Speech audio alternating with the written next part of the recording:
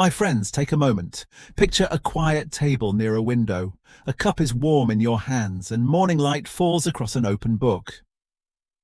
Imagine a small cafe where one person looks at a spoon and asks why the world works as it does. Imagine rain touching the glass while a mind travels far beyond the clouds. Imagine a child holding a compass, watching the needle turn and feeling that an unseen rule is at work. Have you ever stopped to wonder how one person can change our view of the universe? Where did his questions begin? Why did light become so important to him? How did a quiet student become known around the world? Can you imagine thinking about space while riding through a busy street? Why do his ideas still touch our daily lives? And what did fame cost him? Here is the early twist. Albert Einstein was not always seen as a perfect student. For much of his early life, his path looked uncertain, and his greatest work grew from questions that others ignored. Today we will travel across time and across places through rooms, schools, trains, offices and night skies in simple, clear English. Our first stop is Germany when Albert is still a boy. The streets are busy with carts, workers and new machines. Inside his family's rooms, wires and small electrical parts make the air feel full of questions. Albert is quiet, but his mind is active. He does not rush to speak. He watches carefully and wants to know what sits behind each simple thing. One object stays with him. It is a compass. The needle moves even when no hand touches it. What makes it turn? What invisible force gives it direction? My friends, this small object opens a very large door. Imagine the boy turning the compass again and again. The case moves, but the needle returns. The world seems to whisper, there are rules you cannot see. Say it with me, there is more to learn. School is not always easy for Albert. He likes clear ideas, but he does not enjoy every classroom rule. Some teachers want quick answers and quiet agreement. Albert often brings another question. This creates a problem. A curious mind does not always fit a strict room. He can seem distant, slow, or difficult. But his questions do not leave him. He reads, thinks, and studies on his own. The problem becomes fuel. In simple words, he learns how to learn. That change matters more than any mark on paper. Now let us travel south, where his family spends time in Italy. The air feels warmer, streets open into public squares, and evening light rests on old walls. Albert walks and thinks. The move brings freedom, but also uncertainty. His education is not finished, and his future is not clear. Can a young person build a new path after leaving an old one? Can a difficult beginning become useful later? He decides to continue his studies in Switzerland. This country becomes an important stop. It offers schools, new friends, and a different way of life. Imagine a train crossing Greenland and entering a city near water. Albert carries books, questions, and little certainty. He is not famous. He is simply trying to move forward.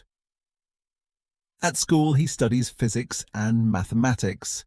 Physics is the study of matter, energy, motion, and forces. Mathematics gives him a language for ideas that are hard to see. Still, there is another problem. Albert does not always follow the expected path. He may miss a class, read something different, or argue with a common view. His independence helps him think, but it can close doors. After his studies, an academic job is hard to get. What happens when a young thinker has strong ideas but no place to teach? Where can his questions go? For a time he gives lessons and searches for work. Money matters. Daily life cannot run on questions alone. Then a practical door opens. Albert begins work in a patent office in Switzerland. A patent office checks ideas for new machines. People explain an invention and the office decides if it is truly new.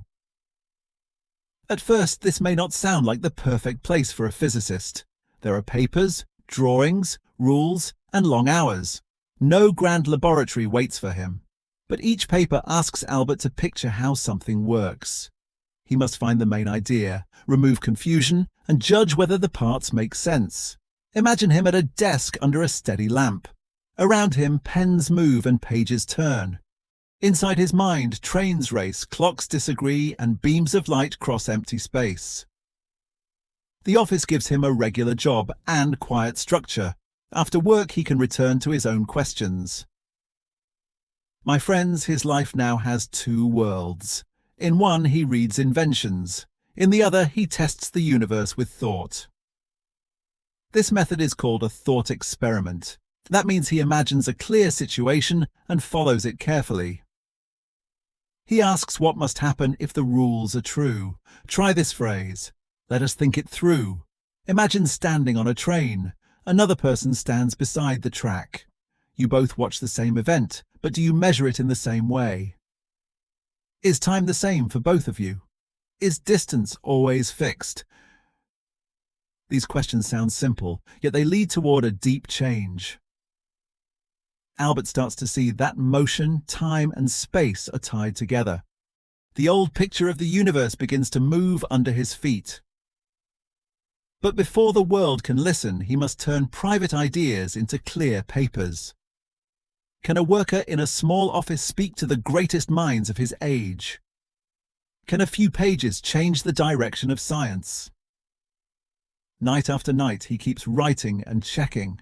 The room is quiet, but the journey is about to become very loud. The papers leave the office and enter the scientific world.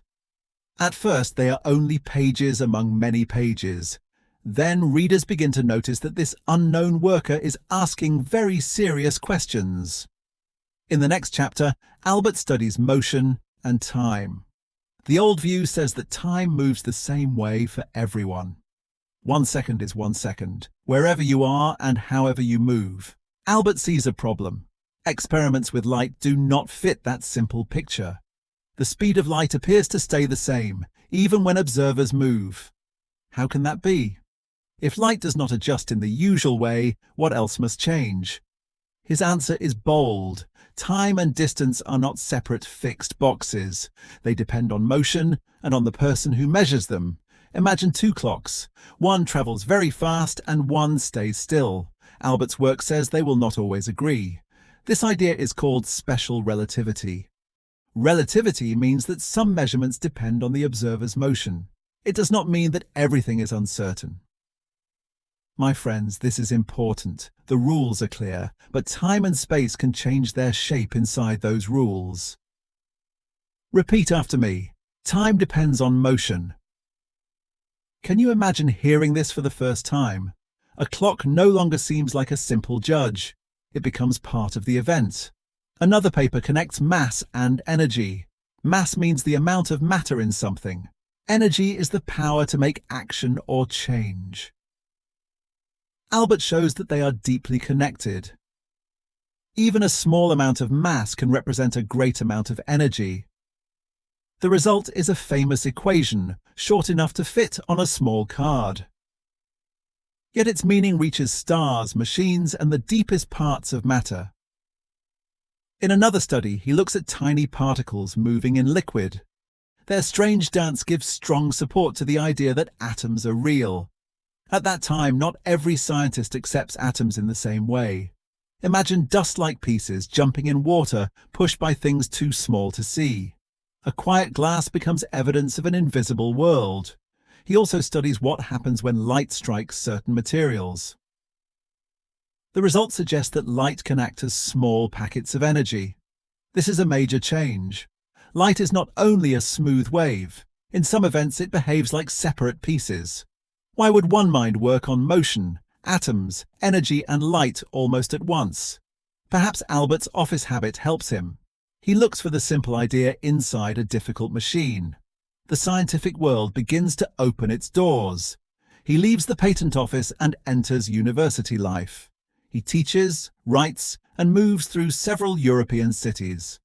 Now let us travel to lecture rooms filled with smoke, coats, notebooks, and low voices.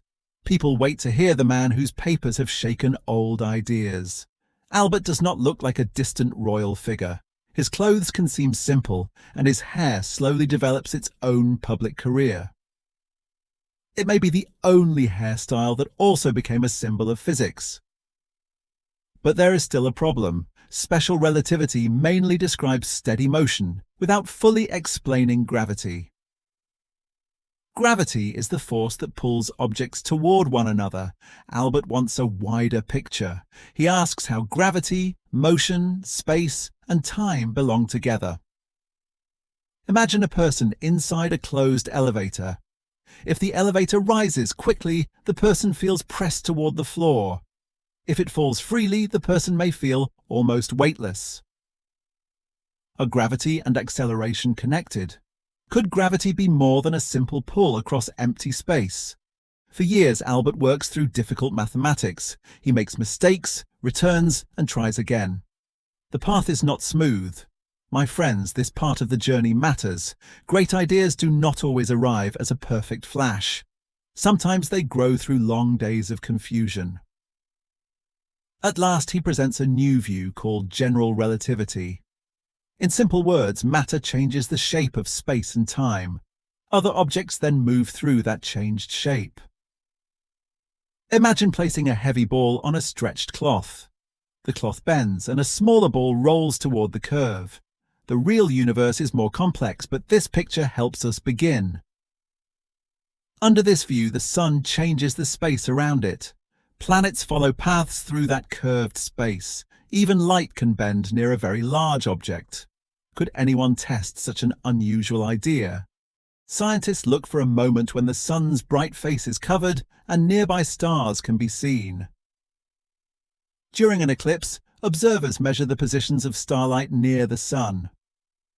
Their results support Albert's prediction. News travels quickly. The quiet thinker becomes an international figure. Newspapers tell readers that the universe has a new shape. Crowds want to see him, hear him, and understand him. Say it with me. The old picture changed. Fame brings opportunity, but it also brings pressure. Albert receives honours, including a major prize for his work on light. He travels widely and speaks to large audiences. Yet Europe is becoming more dangerous. Political anger grows, and people attack ideas and persons because of their background. Albert, who comes from a Jewish family, becomes a target. This is another turning point. The scientist who once crossed borders for study now crosses them for safety. Imagine packed bags, closed doors, and a last look at familiar streets. Can knowledge protect a person from fear? Can fame stop a country from turning against its own people? Albert leaves Germany and later settles in the United States. A new desk waits, but the world around it is moving toward war. He continues to study the universe, yet public events now enter his private room.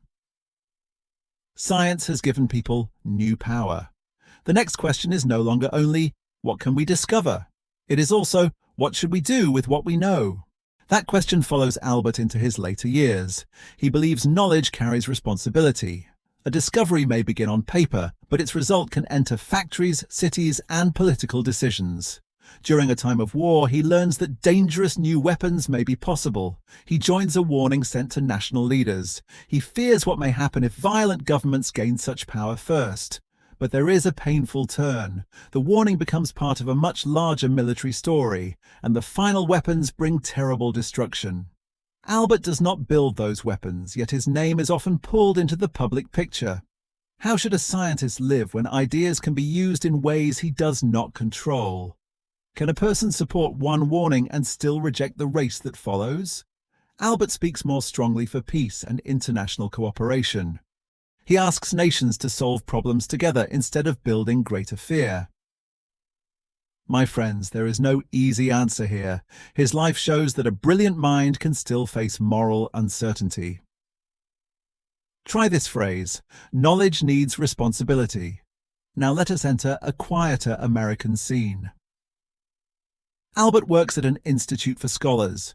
Trees move outside the windows, papers cover his desk, and visitors arrive from many countries.